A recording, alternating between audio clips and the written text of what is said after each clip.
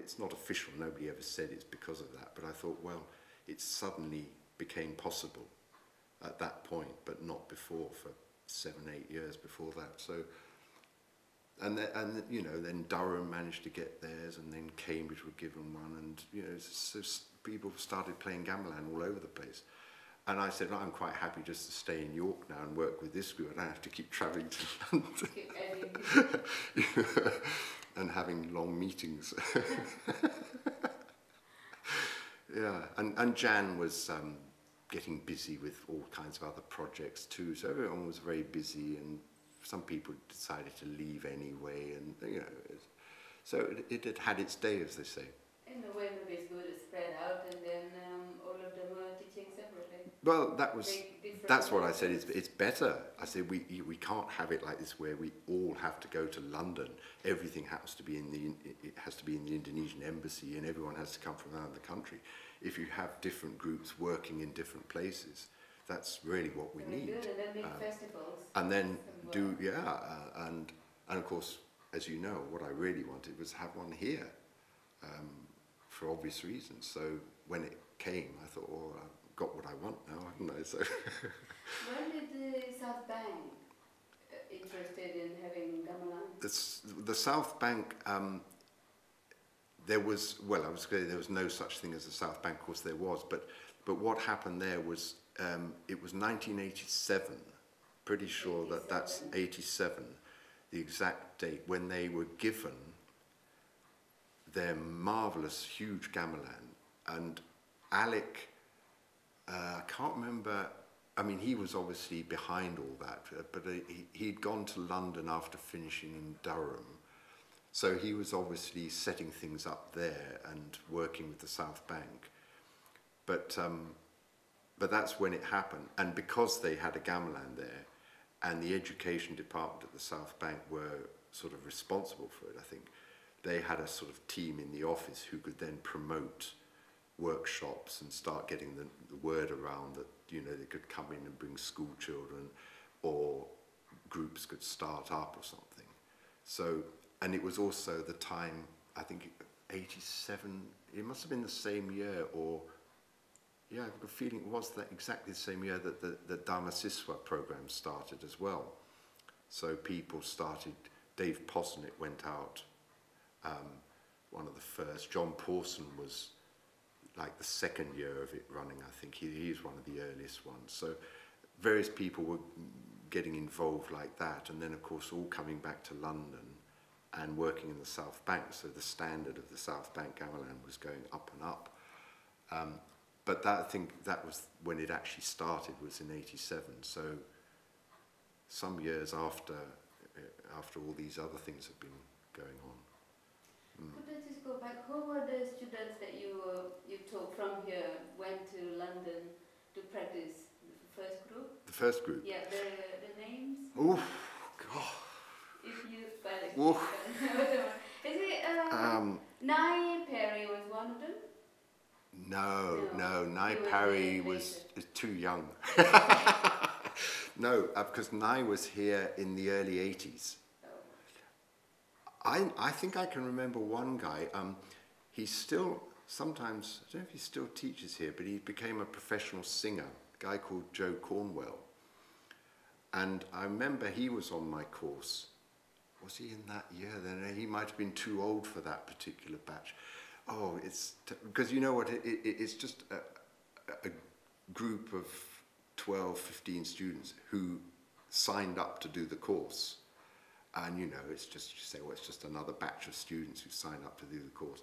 And I can't remember, I might have it written down somewhere, but the question is how many of them ever went on and did anything afterwards? I don't know. I think the majority of them were just thinking, I have to do this course, I have to be assessed for it, and that's it. When it's done, and they move on to something else. But the best thing about it, the thing I always remember, was that the one of them coming up to me after this session at the embassy, and I've told this story so many times, but it really lit up my world, really, because he said, I've been coming to this course of yours for 4 weeks now, and I didn't understand a word you were talking about, But this afternoon, just playing this afternoon, I've understood everything.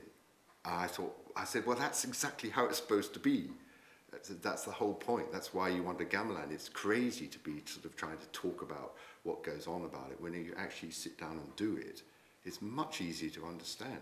I tried to read about gamelan from books before I'd been near one. I couldn't understand a thing about it. It was just impenetrable. And when you actually start playing, you think, oh, actually, yeah, it makes sense. You know, you understand it. It's not that complicated. Or it can be, but you can make a start. Yeah. What do you like playing gamelan? What do you like about playing gamelan? Ooh. You know, there are two answers to that. One is the one I'm struggling to think of, and the other one is the kind of official one that everyone says, you know, all the usual things about everyone is equal and you don't have any... basically, I ought to just try and think back to when I was a student, first playing it, and what excited me then. And I do remember one thing where, it's not going to sound very good, but it was playing in a wayang in America, and just one particular piece that we played, one gending that we used, and I just suddenly thought, my God, this is the most beautiful thing I can imagine. It was just that moment. I just thought, this is just incredible. And it was a combination of all sorts of things. It was the actual piece, and I loved that piece. I just thought it was such a beautiful piece of music. And then you think you're playing it, and you're hearing all these other things going around you. So it's that, and then the whole atmosphere of the wayang and the people there, and even the night air, the temperature, you know, everything, the whole feeling of things coming together. Maybe that's what I'm trying to get at, is a sort of the totality of it. I know it doesn't sound like very much, does it? But you know, there's a lot of things where you feel that somehow, you know, I'm struggling badly here, but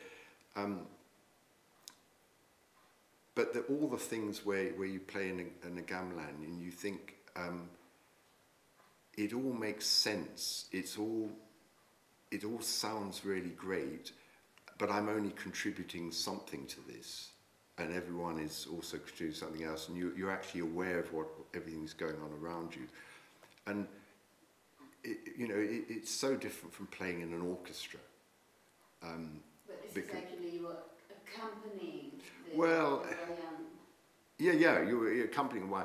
So it was atmosphere. There was just an incredible atmosphere about it, and the kind of group spirit. I think that's the thing where people talk a lot about that, the sort of communal aspect of it, and it's very easy to say all those things and egalitarian and all that stuff.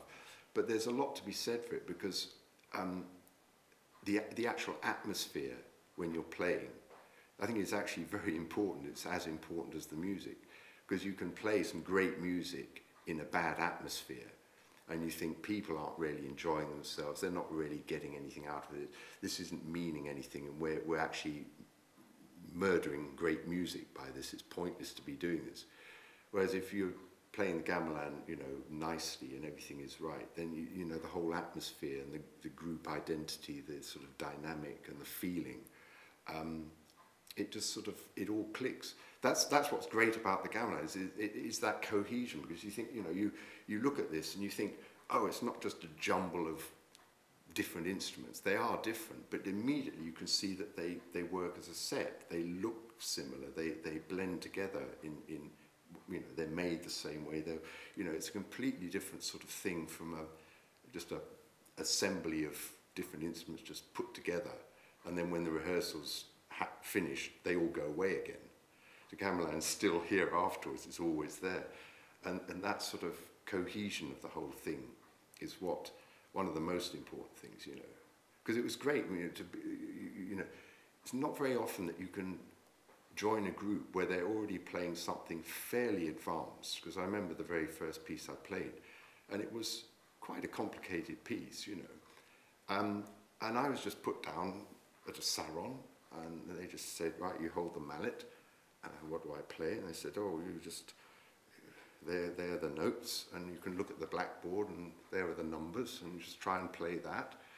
I thought, well, yeah, and after, you know, the experience of just playing that, and everything else sounded good, so I thought, well, this is marvellous, you know.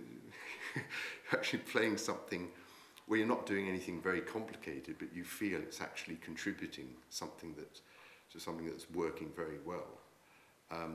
And it's those sort of things. But you could say also that for a lot of people, myself included, a lot of people in this country would have, as it were, been, as they say, like preaching to the converted, that they already had heard gamelan or knew something about it, were already very interested. So when they actually came to play a gamelan, they already really wanted to. And it was the same with me. I thought, yeah, I've heard about gamelans and stuff and have them in certain awe, but never actually thought I'd be playing in one. And when you get that chance, of course, you just think this is great. It's a dream come true sort of thing in a way. So that all helps. How do they generally take, I mean, from your teaching experience, how do they generally take when they learn gamelan? How do they... When they learn for the first time, did they like it? I mean, I heard you saying a few of them, they were really wanted to. Oh, well... If you teach, you open it for public, for example, how would they take it for the first time? Yeah, it's a good question, because we tend to do that here the start of every academic year. We think, well, who's going to join the gamelan? We don't try and force anybody to do it, because that's the worst thing. I say, I don't want to make people join the gamelan or attack them if they don't want to play or something. Just think that, you know, they have to want to do it, hopefully, and no more pressure, because it was the same for me. No one ever put pressure on me to do anything like that. And that's beneficial for them, because I think it's quite nice if they think they're not going to be in an ensemble which is always going to be sort of chasing them up about all sorts of things. There are just lots of things they don't have to worry about. So we have a kind of taster session at the beginning and say, right, everyone can just come in, they can come in, they can see what's going on, they can try an instrument out. If they like it, they can come back the next week. If they don't like it, they don't have to come back, they don't have to sign up, no pressure at all. So fortunately, it's always worked that enough people will come back the next week, because theoretically, the following week, nobody comes. And then I say theoretically, we could have no group at all, and then you've got to start sort of trying to pressurize people a bit. But I've never been in that position. So usually they want to do it. But to be a little less idealistic about it, I think if you asked a lot of the students honestly why, you know, I've heard people more or less say it, that they say, well, you have to be in an ensemble. The course here requires you to be in an ensemble.